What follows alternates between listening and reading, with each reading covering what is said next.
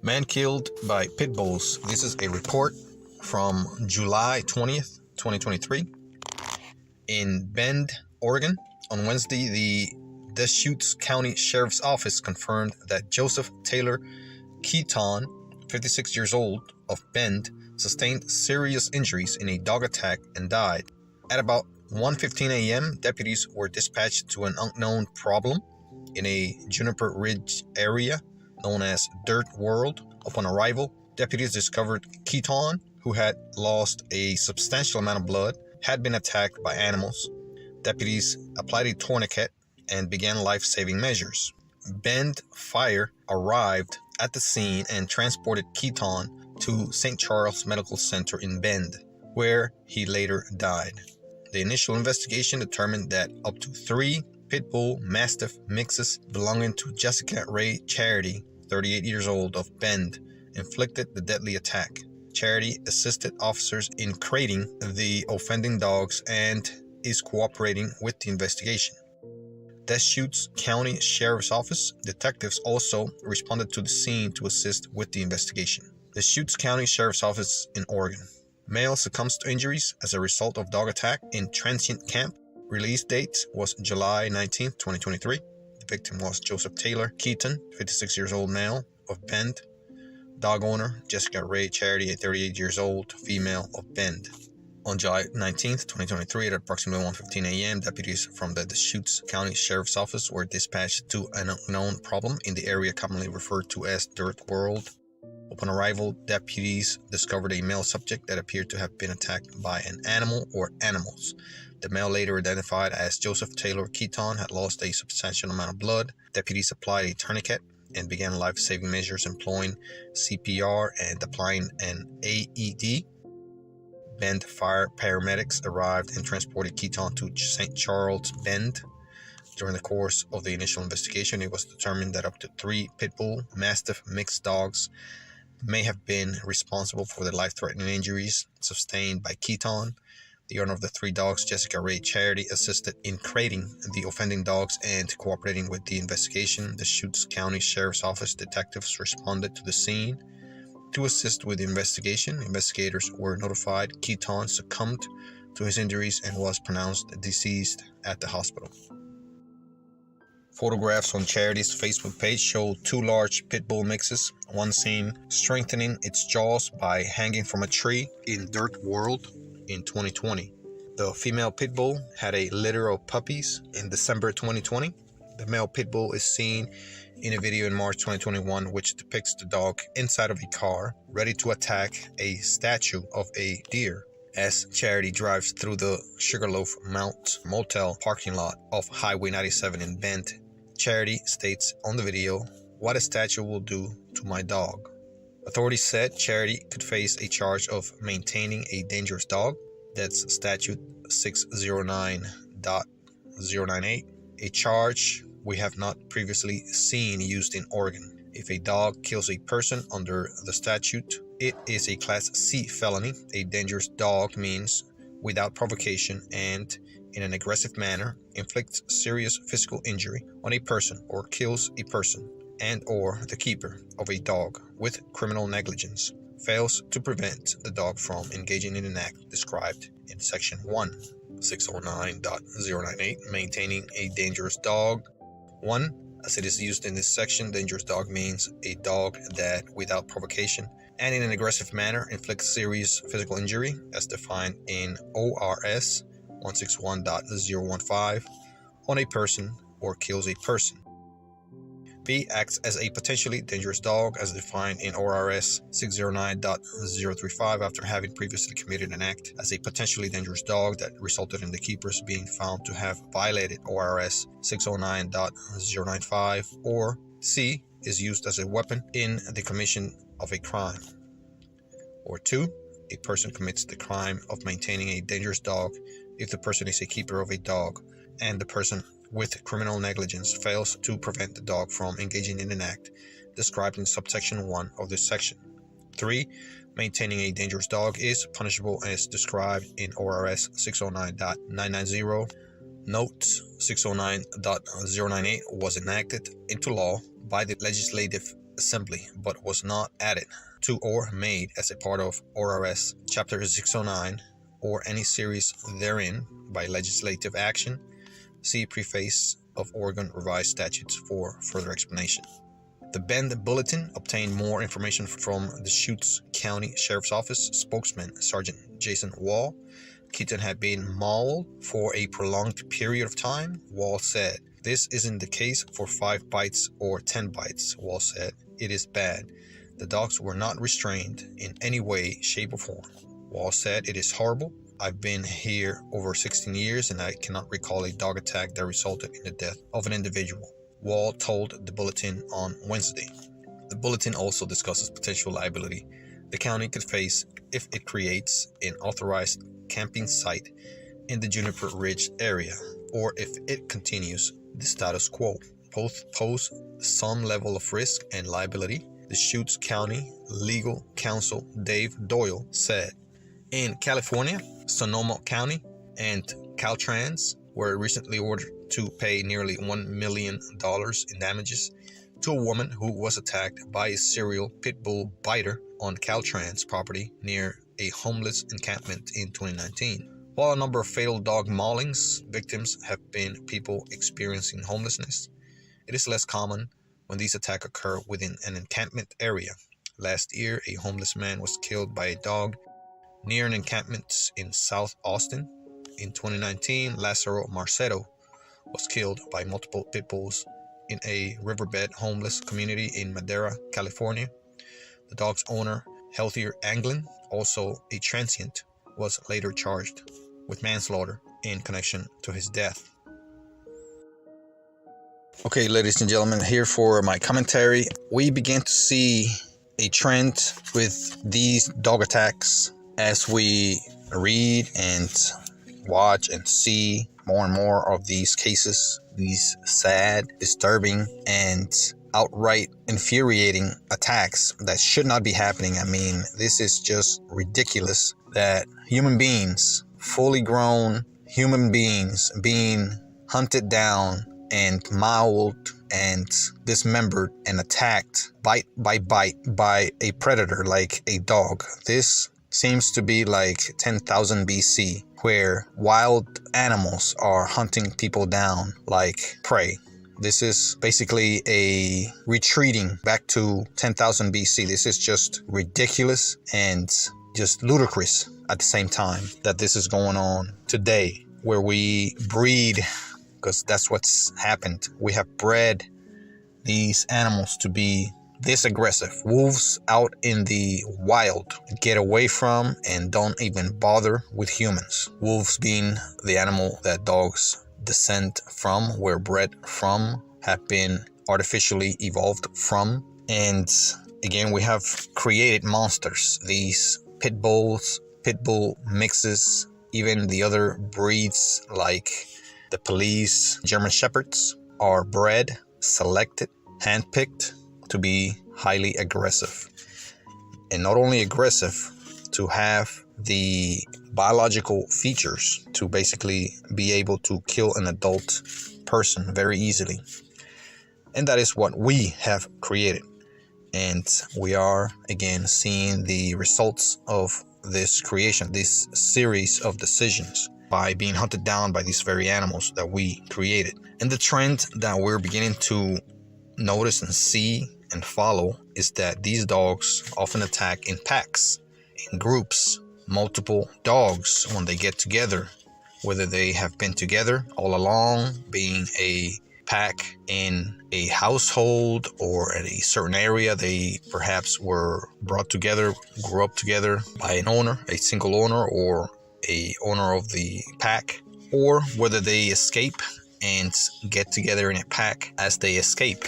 A dog may escape and encounter other dogs that may have escaped as well, or even helps other dogs escape, or that dog meets dogs that were stray already, or even wild dogs. There are wild dogs out there, and they form a pack. When packs are formed, all of a sudden that herd mentality or pack mentality kicks in, and they go on a hunt.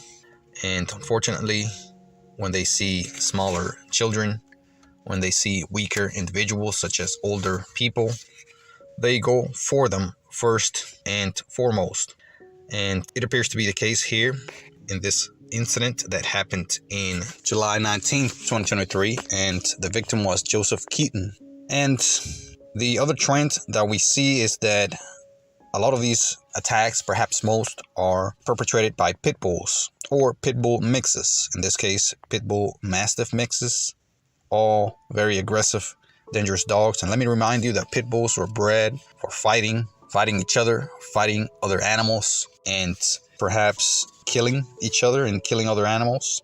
And they were bred specifically for jaw strength and aggressiveness. And also, they happen to have very strong necks, bodies, and are very energetic.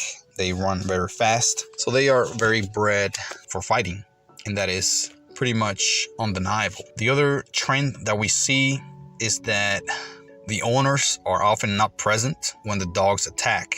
This is not surprising. The owners are about the only person in most cases, or many cases, that could actually control these dogs. These dogs a lot of times do respect the owner, do protect the owner, and do listen to the owner. If the owner happens to be away or the dogs happen to get away from the owner, these dogs are acting on their own. They have zero control. They have zero restrictions. So they act on their own. And a lot of times this is what's going on. These dogs escape. These dogs are left alone by the owners. Of course, the owners, as I've said before, are people just like you and me. They are not going to take care of these dogs 100% of the time the correct way, the way that is recommended. They're not going to be supervising and caring for these dogs 100% of the time. Obviously, they need to leave the house, eventually go to work, go do groceries, do whatever outside of the house. And they often leave these dogs unprotected and ill-corralled, ill-prepared. The house is sometimes not conditioned, not built to restrain such strong and aggressive and determined animal. Another trend that I'm beginning to see is that these owners are often people of lower income, people of lower means, people of modest means, modest capabilities. Nothing against that, nothing wrong with that, but that often means that they have very limited resources, either with time, with being able to raise those animals correctly, being able to restrain those animals correctly. It does take money, time, effort, often lacking in people of low income, to correctly corral and keep these animals away from people, from other people. And again, this was in a transient or homeless encampment, meaning that there's not going to be adequate infrastructure or adequate building or adequate structures there to keep those dogs corralled and safe, or keep people safe from these animals. These dogs are going to be probably tied to a damn pole, tied to a hook on the ground. If even that, they may even be loose. They may even be just sitting around most of the time and free to do whatever the hell they want, especially when the owners are not present. And those are the trends that we are beginning to see. We have to do our best to pressure our leaders, political leaders, city, community, and municipality leaders to restrict the ownership of these animals. That is among the most potent ways to basically make a change or improve the situation. And also enforcement is very, very needed. Enforcement is the very thing, the only thing that's going to allow laws and regulations to work. You cannot have a law and then just ignore and forget about and just turn a blind eye to all of these problems. People walking up with aggressive dogs out of a leash. Police and people often ignore it, often think it's real cute, often think it's so adorable, and just leave the person alone. They allow these people to walk up with these aggressive dogs to Walmart, to Home Depot, and they don't challenge these people. A lot of dogs I've seen wearing some random and non-service dog jackets or harnesses, and people just leave them alone. Oh yeah, that must be a service dog. Let them walk into a Kohl's, into a JC Penney, into a Sears, or any other store.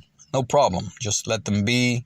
What harm can they cause? They'll just come and go. Just leave it alone. We don't want to disturb that person or offend, bother that person, or make them upset. And that's how we turn a blind eye to situations that could turn even deadly. Same thing when we see a person with a dog out of a leash, unleashed dog in the park, in the streets, in a homeless encampment. We think it's so adorable and cute, and we just leave it alone. We even pet the dog, ask about it, because people have this thing in their mind that all dogs are friendly, or as they think, man's best friend. What harm can they do? Their owner's right there. Yes, but you are very much encouraging people breaking the law, or people having dogs unsecured, unsafe, uncontrolled. You are very much encouraging that, and people are just going to take that and run with it. They're going to keep doing it, keep expanding on it. They're going to take the next step, which is just leave the dogs unleashed when they're not there. They're going to think everything's all right and everybody accepts you and your dog, you being irresponsible with it. So if you don't get checked, if you don't get told, if you don't get complained to, of course, you're going to keep doing what you do, which is leaving your dog unsecured and unrestrained. And you're going to even expand on that. And you're going to leave it alone. You're going to go away and not even worry about securing those dogs, because you've never been told anything about your dog while you're walking in the street without it being on a leash, walking into a store with a fake ass harness to make people think that it's a service dog when it is not, and with a vest. Those dogs, often people buy little vests that look like service dog vests, but in fact they're not. Many times people lie in their applications for service dogs, and they have an actual permit and a vest for a service dog that shouldn't be a service dog. And that's how these people get away with stuff until the day that their dog actually harms someone, or more than one person at times, as I've seen it before, as I've investigated and read about before. Multiple persons could be victims to dog attacks, especially younger kids. So this is where we're at. When you see a person with a dog out of a leash, especially a bigger dog, challenge that person. Don't worry about upsetting that person. Don't worry about making that person uncomfortable or mad or sad or whatever. Don't worry about that person's feeling. You have to worry about the safety of the community, others, yourself, that person. You're protecting that person because that person is liable, depending on the state where you are, where that person is. So you're, in fact, protecting everyone when you challenge someone that is obviously being irresponsible, breaking the law, breaking a regulation by having a dog out of a leash, by having a big and aggressive dog roaming around unsecured. It is your and everyone's responsibility to challenge a person that has a dog roaming around, especially a large and aggressive dog, and check them. Check them and see if that dog is really a service dog. Check them and see if that dog is on a leash. If it is not, tell them that dog should be on a leash for the safety of yourself and others, especially smaller kids, especially older people. Some people need to be checked and educated and basically awakened, enlightened. They need to be trained and told about the problems that these dogs could cause, about the damage they could actually cause. They should be reminded about the recent cases that have occurred of dog attacks. Even owners get mauled by their own dogs at times. So on the 28th of July of 2023, there was a fundraiser for burial. So as it is reported here on dogsbite.org, on Friday, KTVZ reported that family members of Joseph Taylor Keeton started a GoFundMe to help pay expenses for his funeral arrangements. We will be using the funds to bury him along with the ashes of his mother in a very simple pine casket where he can be given back to Mother Earth. The fund organizer states, Keeton was mauled to death by up to 3 pit bull mixes at a homeless encampment last week on the outskirts of Bend. So far, the fundraiser raised just over $10,000. In the earlier hours of July 19, 2023, our father was violently killed in a dog attack in a homeless encampment in Bend, Oregon. The savage nature of his death highlights the vulnerabilities that homeless people face, the inevitable fate of those that society has discarded as hopeless and incurable. What we fail to consider beyond our myopic lens is that these human beings are people with stories, families, and depth. Here is Joseph Keeton's story. The fund proceeds to tell Keeton's story, including that he was a deeply creative artist, a cinephile, and a spiritual man. Joe was charismatic, loved animals. The irony is not lost on us, and he could be incredibly empathetic and compassionate, states the fund. He was also a fox, very good looking, and almost pursued a modeling career. After struggling with drug abuse at an early age, he began attending church where he met his future wife. They had 3 girls together. In subsequent years, he injured his back and was prescribed OxyContin. He naturally became addicted, and within a year or 2, he had abandoned his family in search of the relief that only opiates could provide, states the fund. That led to his methamphetamine use. He became a bottomless pit of pain for his father and mother, the latter of whom spent countless dollars on rehab centers that Joe weaved in and out of, and which believe sent her to an early grave. Despite his circumstances, Keeton was gracious, generous, and enthusiastic. He also held profound conversations